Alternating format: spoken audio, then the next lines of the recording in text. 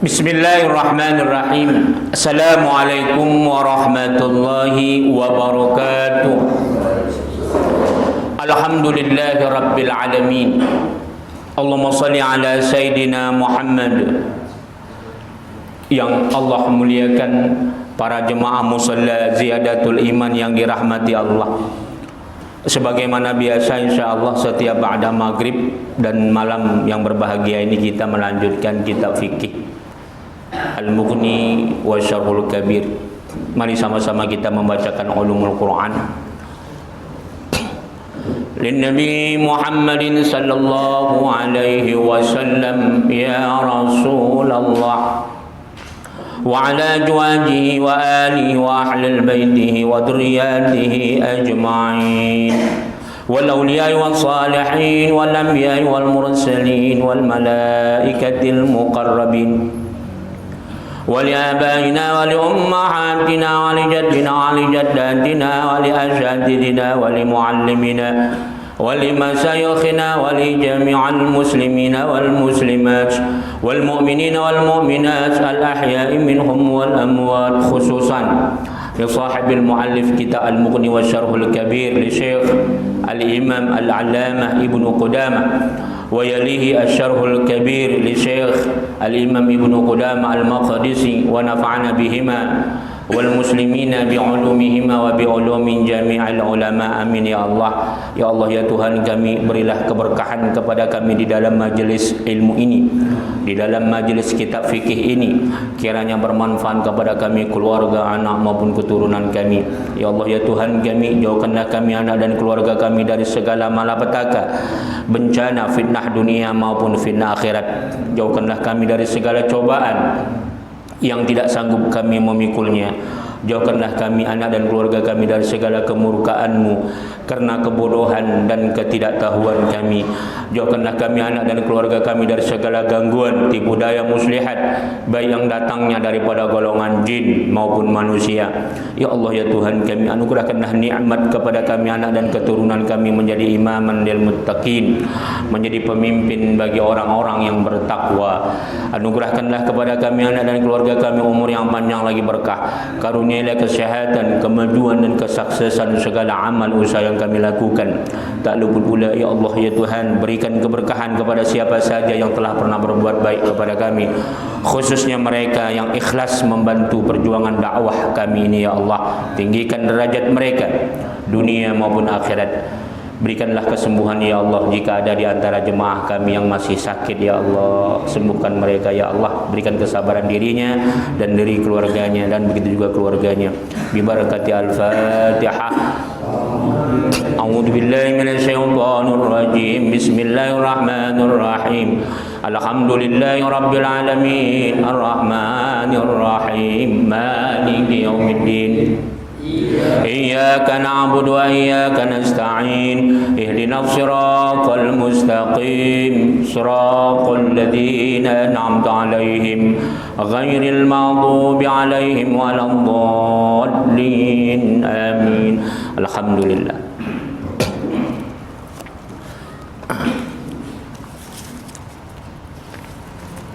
Insyaallah kita halaman 166 ya, sambungan tentang yang kedua ya, bab yang kedua, masalah fasul tsani, bab ketiga ya,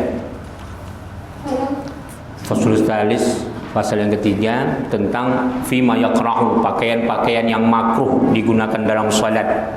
Kemarin terakhir kita menyebutkan tentang makruhnya isbal. Jadi ini adalah kitab mata Ahmad bin Hanbal yang sekarang paling banyak dipakai oleh sahabat teman kita Salafi, mazhab fikihnya. Tapi justru mereka keluar daripada fikih Ahmad bin Hanbal 100%. Ada yang keluar, ada yang 75% dia ambil, ada 50%. Kadang-kadang mereka berkiblat kepada Ibnu Taimiyah. Ibnu Taimiyah dengan Ibnu Qayyim al-Jauziyah sendiri bermazhab Ahmad bin Hanbal. Meskipun nanti ada pendapat Ahmad bin Hanbal yang mereka buat. Yang lebih fatal lagi, pengikut-pengikut Ibnu Taimiyah sampai sekarang melencengnya jauh fikihnya. Ditambah lagi mereka tidak menekankan kepada fikih di dalam dakwahnya. Lebih banyak motivasi, tafsir, hadis yang sifatnya motivasi. Nah, makanya contoh seperti masalah pakaian isbal, memakai kain atau celana lewat mata kaki, itu mereka mengajarkan kepada umatnya adalah manusia yang bakal masuk ke api neraka. Jadi ini udah lebih kurang mungkin lebih dari 5 tahun ya saya menulis. Langsung saya membantah daripada karya-karya mereka yang mereka sebarkan di jemaah mereka. Silahkan lihat di googling nanti. Pakai kain atau pakai celana lewat mata kaki, terus nama saya keluar insya Allah. Bahkan tulisan itu banyak yang ngambil. Di situ perbandingan mazhab, bukan satu mazhab. Jadi di sini tidak ada tidak dimasukkan kepada bab yang haram, makruh. Itu pun makruhnya kalau dia khuyala. Apa itu? Congkak. Karena orang Arab dulu kebesarannya kalau pakai pakaian itu lewat mata kaki menunjukkan dia adalah orang pembesar. Syaratnya khuyala. Berarti kalau dia khuyala, nggak usah kan lewat mata kaki, lewat dengkul saja pun berarti congkak dia. Kalau dia congkak haram juga. Ya. Jadi udah kita jabarkan hadis-hadis sahihnya. Jangan sampai salah memahami hadis. Ya. Jangan tekstual memahami hadis, ini berbahaya. Bayangkanlah orang pakai celana lewat mata kaki atau pakai sarung katanya ahli neraka. Gila enggak ya? Allah, emangnya dia punya neraka itu? Itu pentingnya belajar fikih. Ini fikih primer ini 15 jilid. Silahkan kiai mereka. Ini tapi ya gimana lah. Umatnya kadang-kadang terkecoh dengan titel doktor Tamatan Madinah. Di situ terkecohnya orang Indonesia. Makanya kita penting dari nol kita mengkaji agama ini. Anak-anak kita ajarkan nahwu shorof di madrasah khosoh. Ini tujuannya apa? Supaya mereka tahu dasar-dasar agama itu. Bukan berarti sementara mereka doktor atau hebat bahasa Arab seolah-olah ngerti agama. Ini berbahaya, ini sangat berbahaya. Iya. Jadi kalau untuk motivasi banyak, Pak. Orang mengajar kitab untuk motivasi sangat banyak. Terutama kitab tafsir, kitab hadis, itu muatannya motivasi rata-rata. Jarang mereka penekanannya kepada fikih, terutama perbandingan mazhab. Sedangkan satu mazhab saja tidak boleh kita fanatisme, satu mazhab saja. Apalagi sampai mengingkari mazhab. Ya, itu dia ya. Jadi ini saya menekankan masalah pakaian ini, terutama masalah isbal. Jangan sampai tersesat cara memahami hadis sahih. Di sini pakai syarat dia. Ya. Jadi di sini saya ulang ya. Man asbala izara fi salatihi khuyala. Barang siapa yang dia memakai sarung atau apa saja lewat mata kaki ketika sholat, khuyala, karena congkak, falaysa minallah, maka dia bukan bahagian daripada Allah. Artinya Allah tak sayang sama dia. Jalla dzakara fi halin wala haram. Udah, di sini ditaklik. Ini perlu didengar baik-baik. Di sini ditaklik langsung hadis ini. Ini menunjukkan boleh, bukan haram. Dia sebenarnya banyak sudah saya sebut hadis-hadis saya sebelumnya. Di antaranya ini hadis yang coba lihat halaman 165.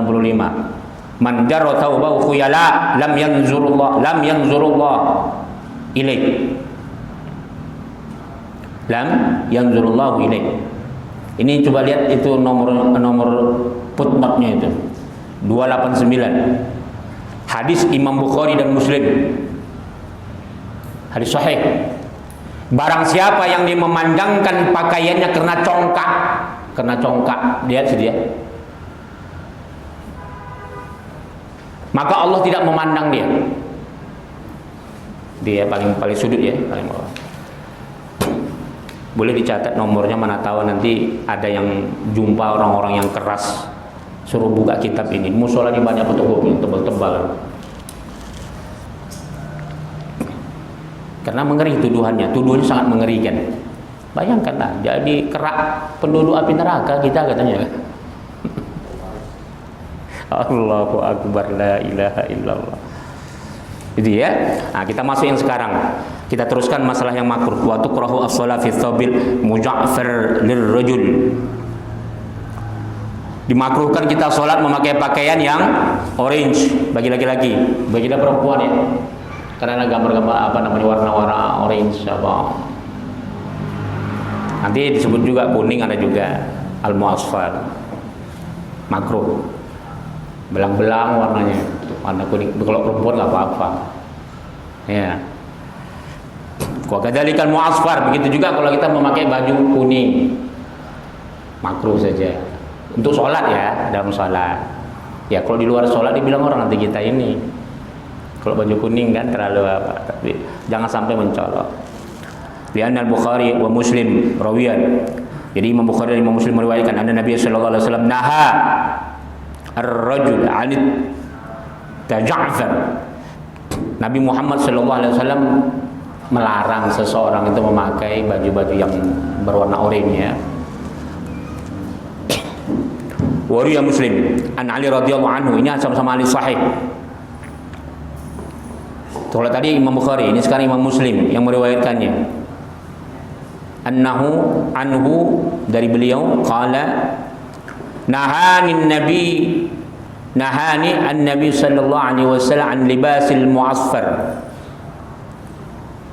Ada diriwayatkan oleh Imam Muslim bersumber daripada Ali radhiyallahu anhu. Imam Ali dilarang oleh Rasulullah. Aku kata Rasulullah dilarang, kata Imam Ali. Aku kata Imam Ali dilarang oleh Rasulullah memakai baju yang kuning.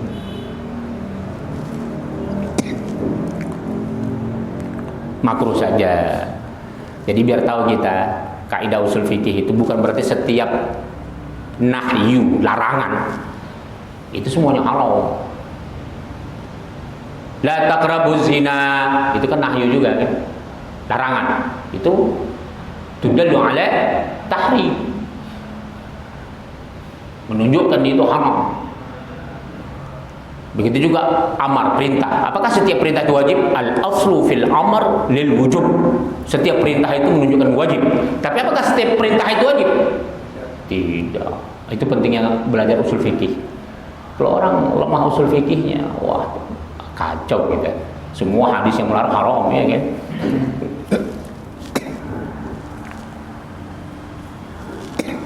Idza tadayantum bidainin ila ajalin musamma faktubu, itu amar dalam Quran ini. Apabila kamu berhutang, idza tadayantum bidainin, kamu menghutang suatu hutang dengan waktu tertentu, faktubu, catat. Itu amar itu. Apa? Amar di situ. Wajib, haram, makruh, mubah. Hah? Mubah. Itu dia ya. Itu dia. Dalam sebuah pendapat mengatakan lil irsyad, untuk pendidikan. Nanti ada ilatnya dia jatuh wajib. Ada, masa utang kita beli jengkol 1.000 rupiah mesti dicatat aja kan. Beli bakwan 2 biji dicatat. Jadi al-bai', jual beli itu umum sifatnya. Tapi nanti kalau dia sudah menyangkut masalah hak yang dia sifatnya besar, itu lain lagi. Berarti ilatnya yang berubah. Kita beli rumah, beli tanah, beli mobil, ya itu harus dicatat. Karena nanti fitnahnya besar. Ilatnya yang menyebabkan menjadi dia wajib. Jadi kalau dia jual beli dengan ayahnya, nggak perlu main catat gimana? Ya nggak apa-apa, sama ayahnya sendiri, ayah catatlah.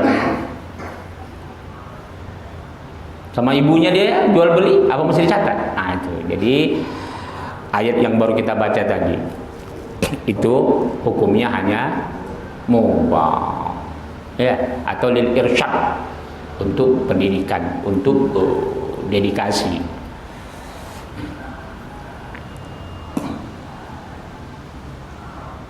Wa qala Abdullah bin Amr, berkata Abdullah bin Amr, ra'a Nabi sallallahu alaihi wasallam ala taubain mu'asrafain. Nabi Muhammad sallallahu alaihi wasallam melihat ada dua baju yang berwarna kuning. Faqala, dia mengatakan, inna hadza min thiyabil kuffar fala talbisuhuma. Kebetulan warna kuning ketika itu yang dipakai, bentuknya itu memang pakaian yang biasa dipakai orang-orang kafir Quraisy. Jadi Rasulullah larang, tak mau. Udah, nah ini pun hati-hati. Ini kalau kita baca tekstualnya bahaya ini kan, bahaya ini. Ini kalau hadis ini umpamanya ya dicaplok gitu ya, ditaruh di buku gitu, dibaca sama salafi, wah habis dah bapak haram lah bapak pakai baju kuning gitu, masuk neraka.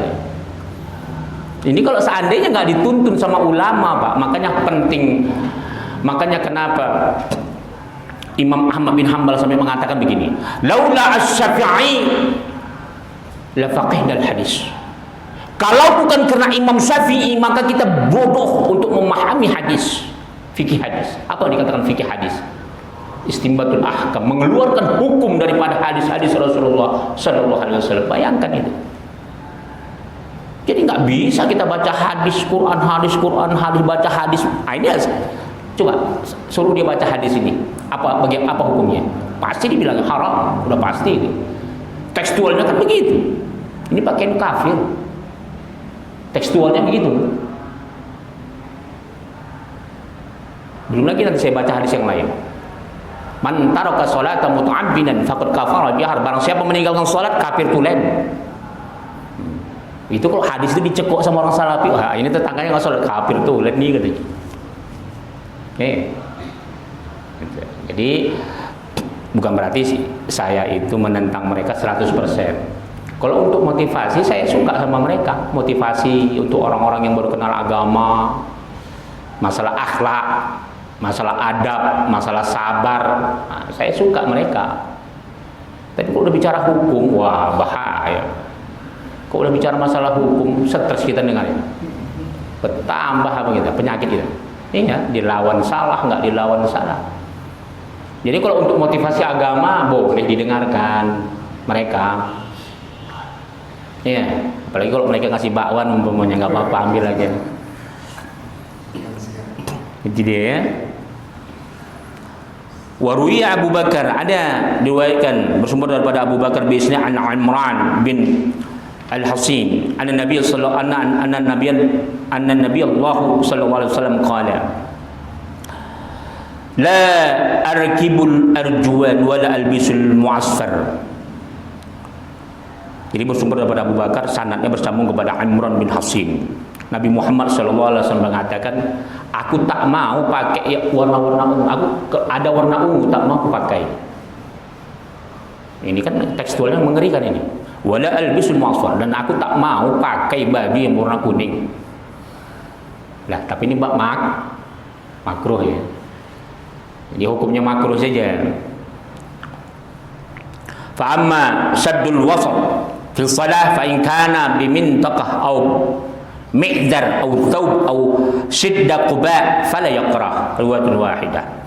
Adapun katanya untuk siddatul wasat, kita memperketat pinggang kita, ya, atau sarung kita, atau pakaian kita, atau syaddal quba, ya, jadi mirip kayak quba ini mirip kayak apa namanya jas ya, tapi dia lebih longgar, pakai tangan panjang tapi setengah. Maka kalau dia diketatkan, fala yakrahu riwayatun wahidah. Qala Abu Thalib, sa'altu Ahmad, aku bertanya kepada Ahmad ani rajul, tentang seseorang yusalli wa alaihi qamis. Dia salat, dia hanya memakai kemeja saja. Kemudian ya tadarru bil mandil, kemudian dibalutnya dengan mandil. Mandil sapu tangan, tapi sebenarnya bukan sapu tangan yang pendek ya, kain yang setengah gitu ya. Qala na'am qad nukila dzalika Ibnu Umar. Jadi ada sahabat seperti itu untuk menambah lapisan ya. Untuk menambah lapisan enggak apa-apa. Wa in kana bi khait aw habl. Bagaimana dan jika balutannya itu, kainnya itu ada benangnya, ada talinya. Ma'syurati wa fawqaha. Ketika dia melipat di pusatnya dan di atasnya. Fahal yaqra. Apakah itu makruh? Ada dua. Jadi kalau nggak sempurna pakaian itu hanya ikat saja, tapi dia tertutup auratnya, tapi nggak sempurna. Apa hukumnya? Apakah dia makruh juga? Ala riwayatain. Ada dua riwayat. Ihdahuma yaqra. Jadi kalau pakaian yang kira-kira nggak sempurna kita pakai, memang tertutup aurat. Contoh di luar ini, kita sholat, Pak. Ketika sembahyang nggak ada, kita ambil pakaian istri kita bentang, boleh nggak? Jangan, makruh ya. Nah itu contohnya. Jadi ada orang pakainya nggak ada lagi. Ternyata asal ada dapat pakaian, udah main belipat aja deh. Padahal mesti ada pakaian yang bagus lagi. Kecuali kalau kita umpamanya di tempat pekerjaan. Kita katakan orang kerja bangunan. Orang kerja bangunan itu pakaiannya kotor, sedikit nggak ada. Ternyata ada pakaian yang digantung-gantung yang dia baru jemur, terputus-putus, dibalut aja begitu. Nah itulah dia maksudnya. Ya, boleh. Tapi kalau dia normal makruh ya. Kalau dia umpamanya ada baju yang bagus, dia pakai yang kayak gitu makruh. Yakrahu lima fihi minat tashabbuh bi ahlil kitab. Kenapa? Karena dia tashabbuh mirip seperti ahlul kitab. Siapa ahlul kitab? Yahudi wan Nasara. Jadi orang Yahudi dan Nasara pada masa Rasulullah suka berpakaian yang ganjil-ganjil, Pak. Coba tengok orang Arab pakai pakaian ganjil-ganjil. Sudah jelas-jelas pakaian itu mahal. Kita katakan dari merek Le ya, atau Watchow. Mahal itu kan. Padahal sebenarnya bahannya murah. Kapas terbaik dunia itu Mesir, Pak. Dia beli kapas 1 ton, Pak. 1 ton dari Mesir, 1 ton saja. Itu kalau harga Watchow itu, Pak, atau kita katakan Le, mungkin 3 yang untuk level 1 itu cukup dibayar dengan 3 helai pakaian merek Watchow. Bayangkan. Jadi kapas terbaik dunia itu Mesir. Udah. Apa yang saya maksud? Pakai celana baju atau celana yang bermerek Le atau Watchow itu mahal, tapi dipotong tengah-tengahnya, dibelobangi gitu. Bikin baju rompi perempuannya, tapi itu buka ketiaknya, padahal mahal harganya. Tahun 96-95 saya jalan-jalan di mall Sumatera Utara, kita katakan di Plaza ya. Itu saya perhatikan, Pak, baju-baju itu, baju-baju yang terbuat daripada benang wol itu tangan pendek bentuknya itu, Pak, harganya, Pak, dulu ya, yang dolar dulu masih baru 1.200, Pak. 1.200 dulu dolar masih segitu. Itu harganya 6 juta. Padahal bentuknya yang koyak sini, yang la ilaha illallah. Tapi karena dari benang wol itu kan, dari sutra maksudnya gitu ya. Karena dari sutra itu mahal ya. Tapi bukan mahalnya yang dilihat. Dalam Islam itu adalah adab kita memakai pakaian, jangan sampai yang ganjil-ganjil bentuknya. Iya kan? Jadi kalau perempuan nggak apa-apa pakai baju kayak manapun bentuknya, ganjilnya kayak mana, mau dia terbuka, mau nggak apa-apa. Tapi jangan keluar di mata suaminya. Jadi ada orang nanya, Ustaz, di Facebook, apa hukumnya? Ini yang nanya ibu-ibu, tapi ibu-ibu muda. Apa hukumnya kalau kita bisnis pakaian you can see, pakaian minim, baju dalam dan sebagainya? Ya nggak apa-apa. Untuk istri, untuk suami, ya. Jangan sampai dia jual pakaiannya itu dipakai di luar, itu lain cerita.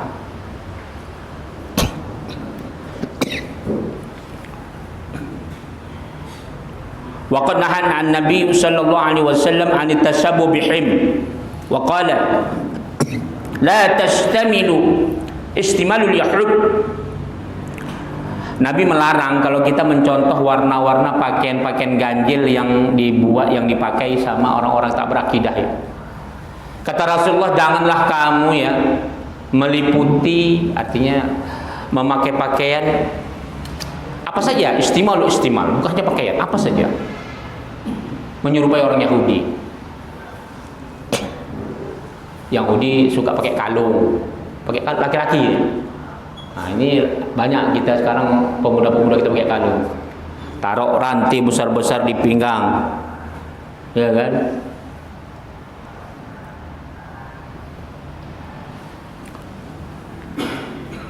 Jadi jangan suka mencontoh. Makruh saja hukumnya, makruh ya. Rawah Abu Daud wa riwayatun ukhra qala la ba'sa. Riwayat yang lain mengatakan enggak apa-apa. Warna, kalau hanya sekedar warnanya enggak apa-apa.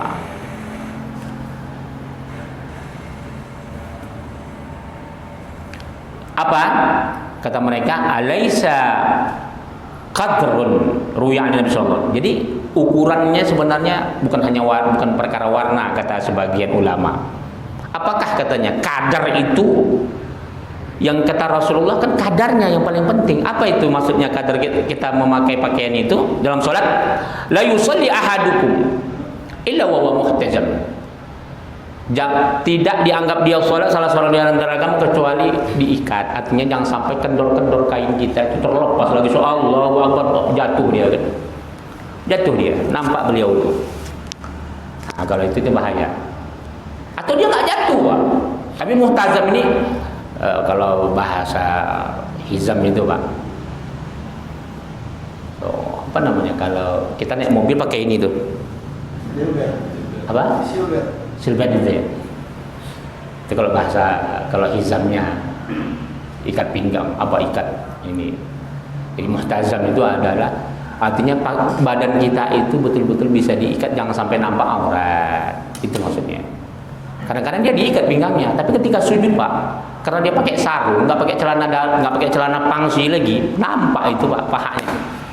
Ya, nah, maksudnya jangan seperti itu. Jadi sholat harus betul-betul tertutup, terikat, jangan terbuka. Waqala Ibnu Sa'id, berkata Ibnu Sa'id, Sa'altu Ahmad an hadis Nabi sallallahu alaihi wasallam. Aku bertanya tentang hadis Nabi Muhammad sallallahu alaihi wasallam. La yusalli ahadukum illa wa huwa muhtazam. Jadi tidak dianggap seseorang itu sholat kalau dia tidak benar pakaiannya ya, artinya nggak diikat. Jangan sampai sembarangan gitu maksudnya. Jangan sampai aurat terbuka. Waqala Ibnu Sa'id. Jadi tapi ini adalah yang dia tidak terbuka auratnya. Kalau terbuka ya jelas nggak sah ya. Kalau sengaja dia terbuka-buka auratnya haram. Tapi ini bab makruh, sekali lagi ini bab makruh, artinya pakaian itu bisa menyebabkan nampak aurat, bisa menyebabkan tidak baik atau ganjil deh ya. Apa? Ka'annahu min syaddil wasat. Jadi muhtazam itu apa? Dia mengikat keras pinggangnya. Pakaian di pinggang itu diikat keras kuat. Wariya Khalal bi isnadi 'an Sya'bi qala kana yuqala syadda uquq fi shalah walau bi'aqal. Kamu harus ikat pinggang kamu itu ketika sholat itu walaupun bi'aqal, ikat kepala. Artinya jangan sampai aurat nampak. Wan Yazid bin Asam bislahu. Wa ma salatu fi thawbil ahmar. Kita lanjutkan. Adapun salat memakai baju pakaian merah. Faqala ashabina, menurut pendapat mazhab kami, yaitu mazhab kita ini, yakrahu rijal labisa. Makruh bagi laki-laki memakainya. Laki-laki ya, kalau perempuan enggak apa-apa. Wa salatu fi, begitu juga untuk salat. Wa qala istara Umar tauban fara'a fi khaytan ahmar faraddu.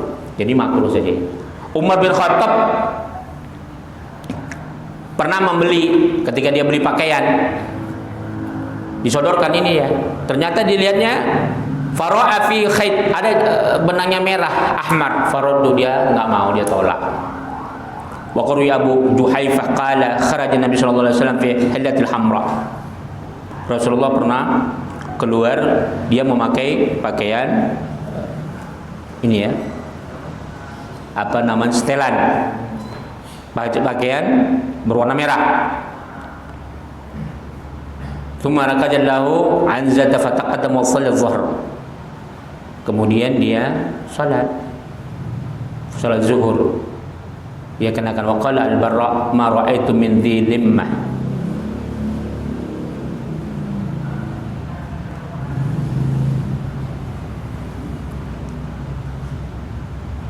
Fi hallatil hamra ahsami Rasulullah sallallahu alaihi wasallam. Jadi kata al-Barra, saya tidak pernah melihat ya. Saya tidak pernah melihat Rasulullah itu menegur ketika memakai setelan yang berwarna merah. Karena Rasulullah sallallahu alaihi wasallam ternyata pernah juga pakai merah. Dia muttafaqun alaih. Wa ruya Abu Dawud an Halal bin Amir qala ra'aitu Rasulullah sallallahu alaihi wasallam yakhutub ala bukhlati wa alaihi biradin ahmar wa ali amamahu yu'abbaru anhu. Aku melihat Rasulullah SAW berkhutbah, ketika itu dia khutbah di atas keledai. Kemudian dia menolak ketika dikasih pakaian warna merah.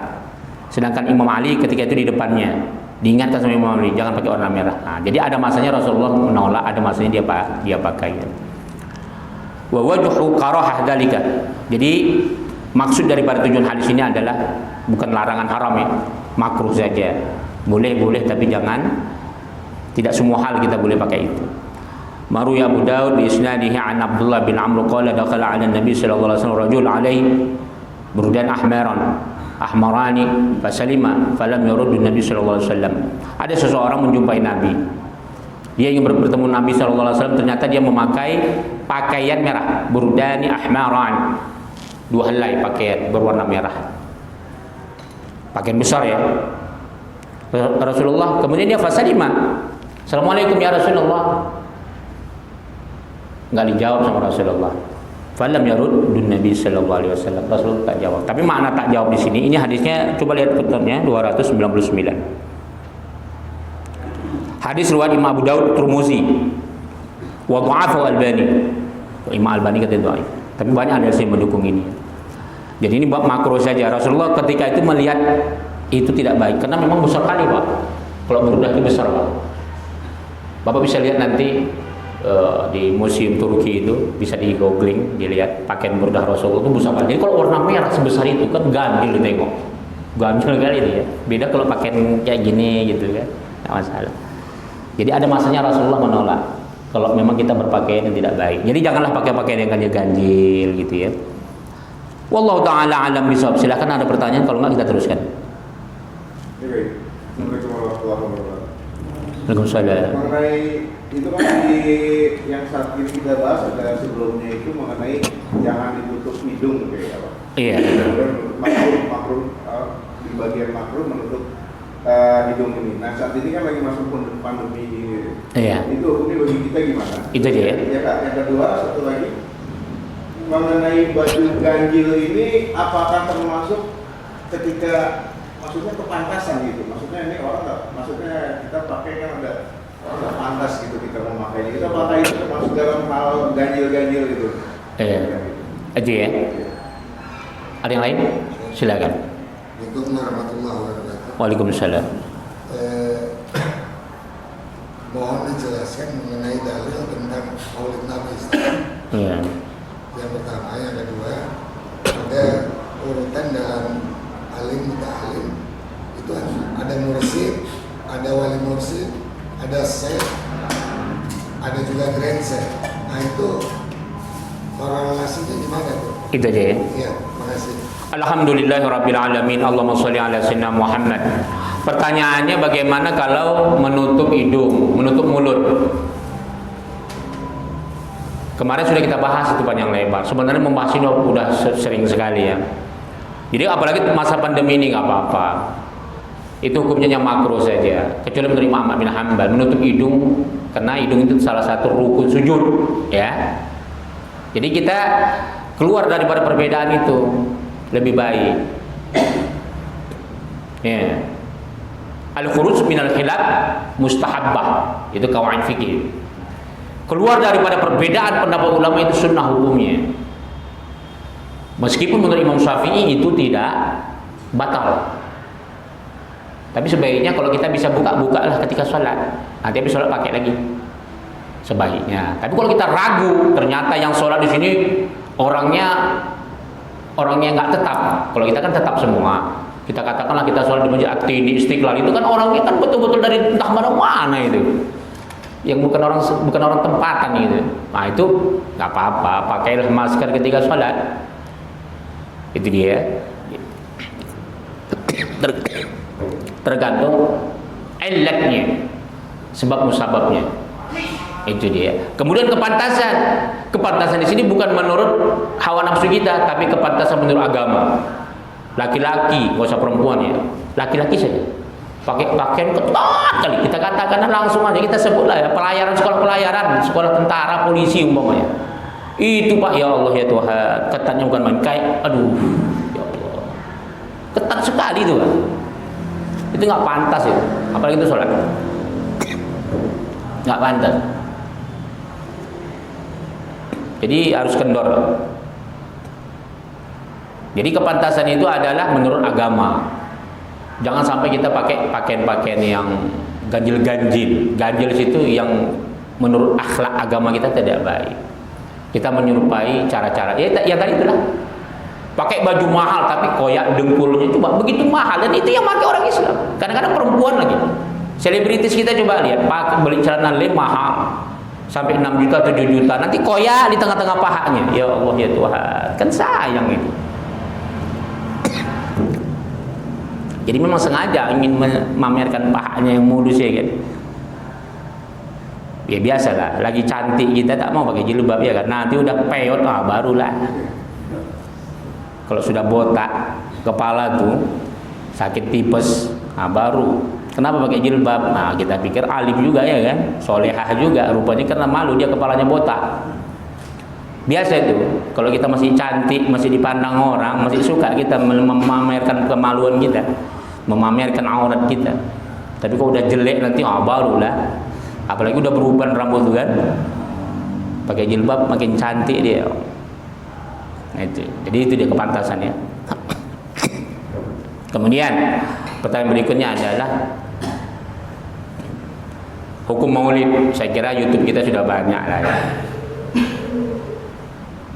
Itu sudah hadir, googling aja nanti di YouTube, bukan di Google, di YouTube aja buka. Kita sudah bahas tentang masalah maulid panjang lebar, hukum maulid.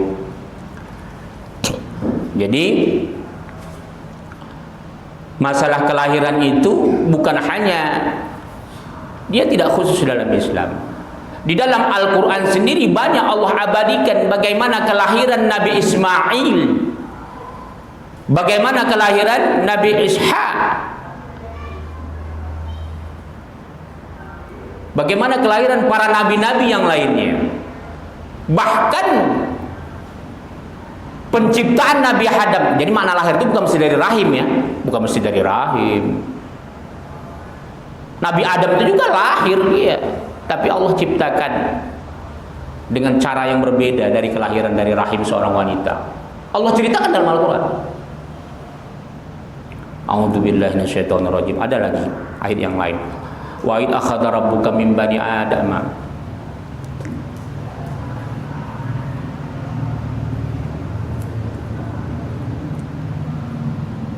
Dalam Al-Quran disebutkan bahwasanya Allahumma shalli ala sayyidina. Sering saya baca ayat itu dalam sholat saya. Jadi dalam ayat itu Allah sebutkan bahwasanya kita itu terlahir dari tulang sulbi ibu dan ayah kita.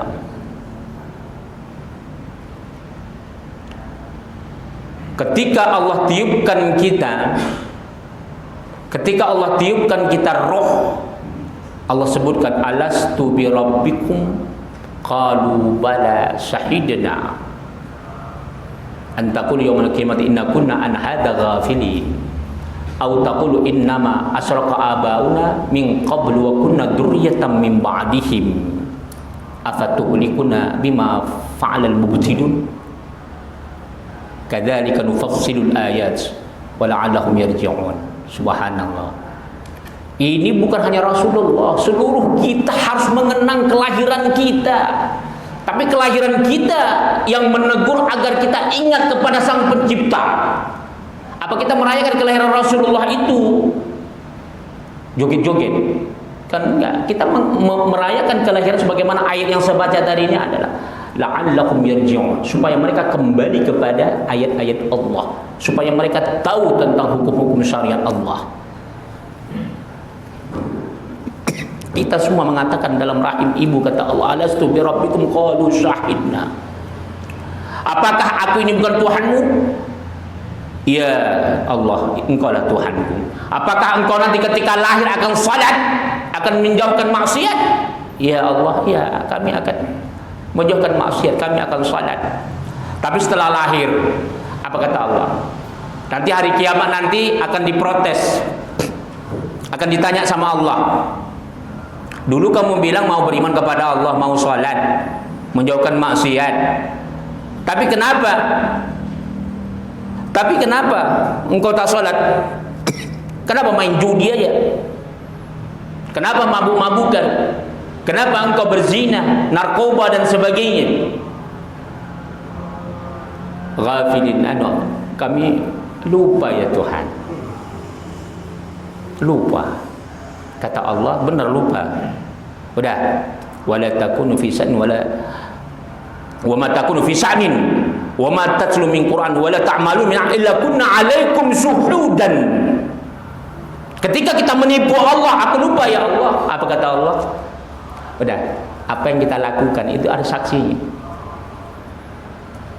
Pohon-pohon yang dekat rumah kita itu nanti akan jadi saksi. Binatang, dinding itu nanti Allah nampakkan di akhirat akan berkata, bahkan wa tukallimuna aydihim wa tashhadu Allah kunci mulut kita, wa tukallimu, bercakap kedua tangan kita, badan kita sendiri jadi saksi. Udah, kemudian nipu lagi Pak, ayat berikutnya tadi, au asraqa abauna.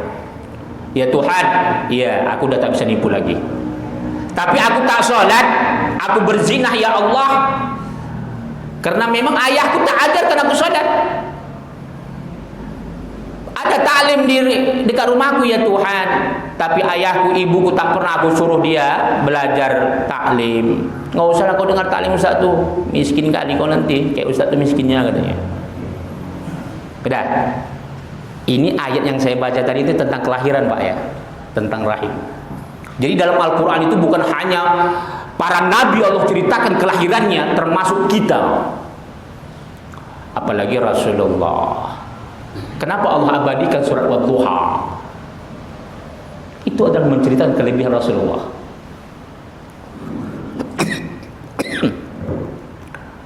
Panjang ya, jadi tengok sajalah YouTube-nya. Nanti kan kita bahas, kita tambah banyak sekali. Tapi bagaimana itu Pak Ustaz kalau yang ulang tahun lilin itu apa dibolehkan juga? Apa itu ulang tahun? Kelahiran lilin itu apa dibolehkan juga? Itu hukumnya bagaimana? Maaf, apa tadi? Yang ulang tahun lahiran tapi dia memakai lilin itu Pak. Oh. Itu dibolehkan atau tidak? Nah, itu mirip kayak hadis yang tadi. La tashtamilu istimalul yahud. Jangan kita memakai cara-cara orang Yahudi. Tadi ayat yang saya baca, kita mengenai kelahiran itu adalah bagaimana kita mengingat janji kita sama Allah. Happy birthday to you. Dia ingat sholat enggak? Jangan sampai kita bilang happy birthday to you, tapi dia makin senang tak sholat dia. Nah, ini ulang tahunmu ya, aku beli cake. Jadi api lilin itu sebenarnya yang paling disukai orang Majusi. Makanya sholat itu soalnya mati lampu. Lilin itu boleh nggak untuk penerang? Boleh, tapi jangan taruh di depan. Api itu sudah berabad-abad Pak, bukan 100 tahun lagi. Dari zaman para nabi dulu api itu digunakan sesembahan. Makanya jangan sampai kita merayakan anak kita ulang tahun pakai lilin, tapi bukan berarti sampai haram.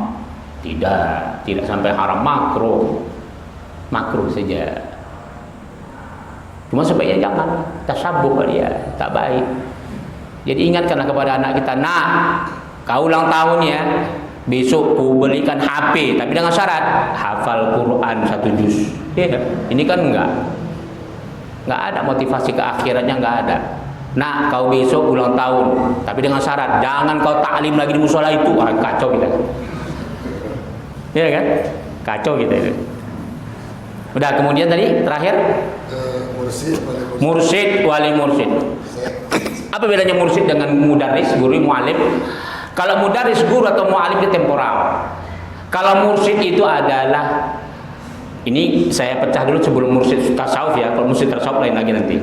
Mursyid secara umum adalah guru yang dia tempat bertanya pagi, sore, siang, malam, kapan saja. Nggak tentu waktunya. Kadang-kadang datang malam ke rumah, jam 12 malam, jam 1 malam, ba'da subuh, habis zuhur, nggak tentu waktunya. Itu mursyid lah itu. Karena dia itu bertanggung jawab kepada umatnya kapan saja. Tapi kalau dosen itu nggak bisa dikatakan mursyid, guru nggak bisa mursyid karena dia sesuai dengan waktunya. Dia mengajar sesuai dengan waktunya. Jangan coba-coba kita pakai waktunya. Ada nggak amplopnya gitu nih? Kalau mursyid itu enggak, dia memang membimbing umatnya ikhlas siapa saja. Itu ya. Tapi kalau mursyid tasawuf ada lagi nanti syaratnya. Maka dia harus berthariqah, maka dia harus punya sanad, maka dia harus pakai ijazah dari gurunya. Itu ya. Syekh itu adalah yang dituakan. Bisa lughatan, bisa maknanya linguistik. Jadi kalau ada sebagian negara Arab kita katakanlah di Qatar, itu syekh itu bukan mesti ulama. Siapa saja, termasuk di Arab syekh itu orang tua, tapi mana syekh ini bisa orang yang dituakan, bisa juga yang tua ilmunya. Tua ilmunya, meskipun dia masih muda disebut syekh karena ilmunya sudah memumpuni, lebih tua daripada umurnya. Baru grand syekh, ini martabat lebih tinggi. Di antara seluruh syekh-syekh ilmuwan, ulama yang hebat, ada kepalanya. Itu di Azhar. Belum ada grand syekh di dunia kecuali di Mesir, ya. Belum ada. Jadi ketua MUI itu juga hampir seperti grand syekh. Tapi dia tidak status seperti grand syekh. Ketua MUI itu hanya ketua secara birokrasi organisasi. Tapi dia tidak boleh nimbrung kepada komisi fatwa. Makanya jangan heran MUI kita banyak sekarang yang anggota-anggota petingginya itu umpamanya berpolitik praktis. Itu disalahpahami sama masyarakat, seolah-olah simbol MUI itu ditarik-tarik gerbongnya untuk berseteru dengan pemerintah. Itu salah. Itu nggak ada hubungannya dengan fatwa. Kecuali Komisi Fatwa MUI mengeluarkan pernyataan pemerintah gagal, itu baru kita boleh itu baru berbahaya. Itu berbahaya. Tapi kalau hanya personal tidak. Berbeda dengan Grand Syekh. Kalau Grand Syekh seperti kita katakan Ahmad Thoib, dia itu adalah kepala dari seluruh Syekh Al-Azhar. Kalau dia sudah mengatakan sedikit saja, ini Rais Masri ini, Presiden Masri ini ada kejanggalan. Kemarin kan keluar dia menyatakan tentang masalah pendapat Mursi itu tidak baik. Itu sedikit saja disentil. Nggak usah kan orang Mesir heboh, dunia heboh. Grand Syekh itu nggak perlu dia cakap banyak, sentil sedikit saja heboh itu. Kenapa? Karena itu jadi acuan dia. Bahkan Grand Syekh Al-Azhar itu bukan hanya orang Islam yang menjadi rujukan mereka. Orang Eropa, orang Barat, Australia, Amerika, kalau mau merujuk tentang dasar agama, bukan ke Indonesia, meskipun Indonesia kita katakan terbesar di dunia, seluruh negara Islam. Ke Mesir, Singapura itu satu jengkal ke Indonesia. Tapi ketika mereka minta fatwa pemerintahnya tentang masalah COVID dan sebagainya, ke Mesir, Pak. Ke Mesir. Itulah dia. Jadi kita masih lemah terus kita. Itu dia ya. Jadi Grand Syekh itu dia tertinggi ya. Wallahu ta'ala alam bisawab. Itu saja ya. Bibarkat al-Fatihah. A'udzu billahi minasyaitonir rajim. Bismillahirrahmanirrahim. Alhamdulillahirabbil alamin arrahmanir rahim maliki yaumiddin. Iyyaka na'budu wa iyyaka nasta'in. Shiratal mustaqim. Shiratal ladzina an'amta 'alaihim ghairil maghdubi 'alaihim waladdallin. Amin. A'udzu billahi minasyaitonir rajim. Bismillah. Allahumma ij'al hadzal majlis barakatan wa mubarakah. wa ma'in alaina fitnatan minad dunya wal akhirah walhamdulillahi rabbil alamin. Assalamualaikum warahmatullahi wabarakatuh.